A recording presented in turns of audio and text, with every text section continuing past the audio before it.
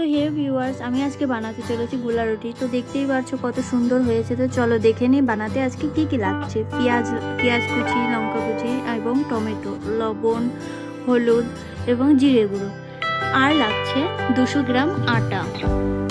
তো এবার আটাটার ভিতরে হলুদ, লবণ সব কিছু দিয়ে তারপরে পেঁয়াজ কুচি, টমেটো কুচি, লঙ্কা কুচি সব কিছুই দিয়ে দেবো, দিয়ে ভালো করে মিশিয়ে নেব। তো চলো, এখন আমার সবগুলো দেওয়া হয়ে গেছে। এবার আমি সুন্দর করে মিশিয়ে নেব। এবার পরিমাণ মতো জল দিয়ে দিয়েছি। তো দেখতেই পাচ্ছ সুন্দর করে মিশিয়ে নিয়েছি আমি। তো এভাবে ব্যাটারটা এরকম ঘনত্ব হবে।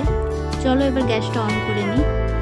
প্যানে খুবই সামান্য পরিমাণে তেল দিতে হবে, নাহলে এটা গোল হবে না। তো এবার দিয়ে দেব ব্যাটারটা পরিমাণ মতো।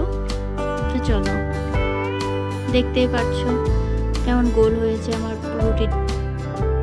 তো প্যানটা ধরে একটু ঘুরিয়ে দেবো, তাহলে রুটিটা একদম গোল হয়ে আসবে। তো দেখতেই পাচ্ছ রুটিটা এক পাশ হয়ে যাচ্ছে। তো সাবধানতার সাথে রুটিটা উল্টে দিলাম, যাতে অন্য সাইডটাও খুব সুন্দরভাবে হয়ে আসে। তো আমি অল্প পরিমাণে তেল দিয়ে দিলাম এবং দেখো আমার রুটিটা হয়ে গেছে, কত সুন্দর লাগছে। তো আমি সেমভাবে অন্যগুলোও বানিয়ে নেব।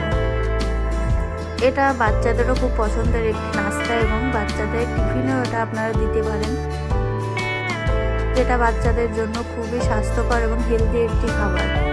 তো দেখতেই পাচ্ছ আমি একে একে বানিয়ে নিচ্ছি সবগুলো সেম প্রসেসে, এবং গ্যাসটা খুব বেশি হাই ফ্লেমে রাখা যাবে না। দেখতেই পাচ্ছ আমার আরও একটা হয়ে এসছে, ওটাও আমি নামিয়ে নেব। এই সেম প্রসেসে আমি আরও কিছু বানিয়ে নেব। এটা সকালের নাস্তায় আমি বাড়ির সবাইকে দেবো এখন। তো আমি সেম প্রসেসে সবগুলো বানিয়ে নিয়েছি। তো তোমরা দেখতেই পাচ্ছ কত সুন্দর লাগছে।